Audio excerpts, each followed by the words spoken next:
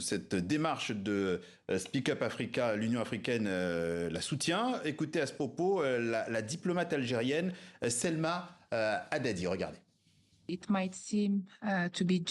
Cela peut sembler n'être qu'une simple carte, mais en réalité, ce n'est pas le cas. L'Union africaine soutient cette campagne et considère qu'elle vise, à travers diverses actions, à promouvoir une cartographie vraiment précise et à corriger les inexactitudes historiques. Étant donc étroitement alignée sur les objectifs plus larges de l'UA, qui consistent à redonner à l'Afrique la place qui lui revient sur la scène mondiale, à remettre en question les récits erronés et à promouvoir une représentation plus précise et plus équitable du continent. Cette campagne s'inscrit dans le droit fil de plusieurs actions qui y sont directement ou indirectement liées, mais soutient son objectif plus large. L'Union africaine donc qui soutient cette affaire, une prise de conscience. Mais concrètement, qu'est-ce que ça peut changer? Qui veut répondre? Ce que ça peut changer, c'est déjà donner à voir d'autres représentations du monde qui sont plus justes, plus égalitaires, mais c'est une démarche qui est pas nouvelle. Elle a été portée notamment, par exemple, les Australiens qui souhaitaient voir leur pays mieux représenté proposaient des planisphères à l'envers avec l'Australie en haut. En Japon, en Chine, on a des planisphères qui représentent la Chine au milieu. Et non pas voilà. Et l'empire du milieu, on dit aussi. Exactement, exactement. Et pour la représentation de ce continent africain aussi, il y avait cette projection de Arnaud Peters qui, dans les années 70, portait effectivement un planisphère où l'Afrique, excusez-moi, avait sa vraie taille.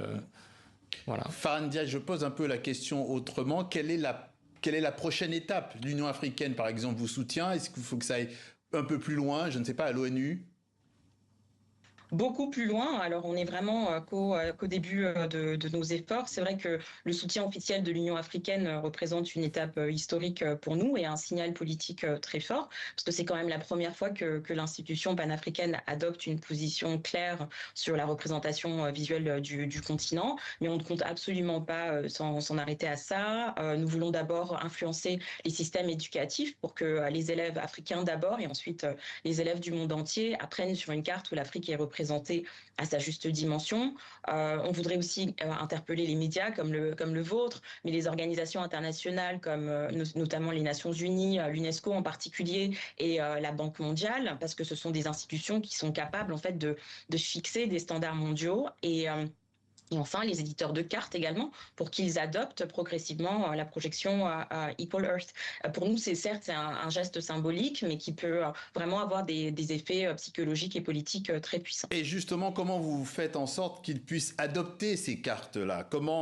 Quels sont les leviers dont vous disposez sur le plan juridique? Est-ce qu'on peut changer facilement les cartes officielles? Est-ce que finalement les pays ne sont pas libres de faire ce qu'ils ont envie de faire?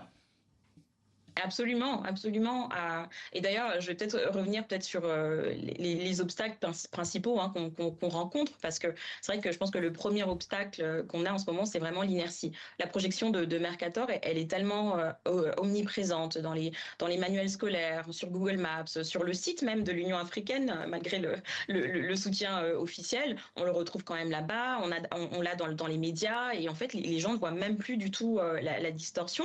On a également un souci avec le relativisme que certaines personnes adoptent en disant toutes les cartes sont fausses finalement, donc il n'existe pas de représentation parfaite. Et pour nous, notre réponse à ça, c'est vraiment que on ne demande pas une carte parfaite. Nous demandons une carte juste et équitable qui nous représente dans notre diversité sans nous réduire de moitié.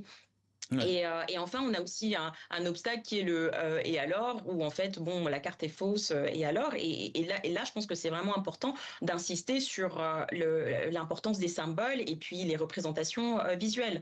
Ils façonnent notre vision du monde, influencent la manière dont les peuples se perçoivent eux-mêmes et dont également ils sont perçus par les autres. Donc pour nous, corriger la carte, il vous faut convaincre. C'est corriger.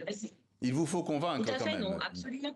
Absolument. Il existe peut-être des obstacles juridiques et institutionnels sur lesquels on n'aura peut-être pas le temps de revenir parce que rien n'oblige aujourd'hui les États ou les éditeurs à abandonner Mercator. Et c'est pour ça que pour nous, c'était important de faire ce plaidoyer-là, donc via l'Union africaine, l'UNESCO et puis les autres agences des Nations Unies, parce qu'il s'agit vraiment d'obtenir une reconnaissance officielle qui va pousser à un changement systémique.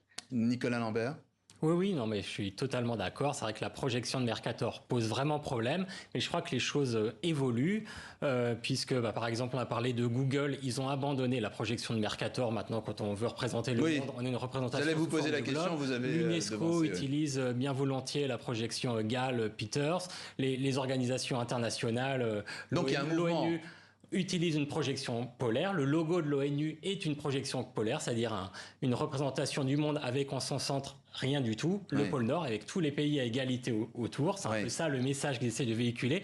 Donc, dans tous les services cartographiques de toutes ces institutions-là, je pense que les gens ont conscience de ce problème-là et les choses évoluent. Oui, vraiment. En tout cas, il y a un mouvement. On suivra en tout cas tout ça avec attention. Merci Farhane Ndiaye. Je rappelle que vous êtes cofondatrice de Speak Up Africa et que votre association se mobilise donc pour que les MapMonde remettent l'Afrique à la bonne échelle. Merci également à vous, Nicolas Lambert, ici en plateau. Vous êtes cartographe et votre prochain livre, Comment les géographes redessinent le monde, coécrit avec Françoise Bauken, sera publié le mois prochain en France aux éditions Armand Collin.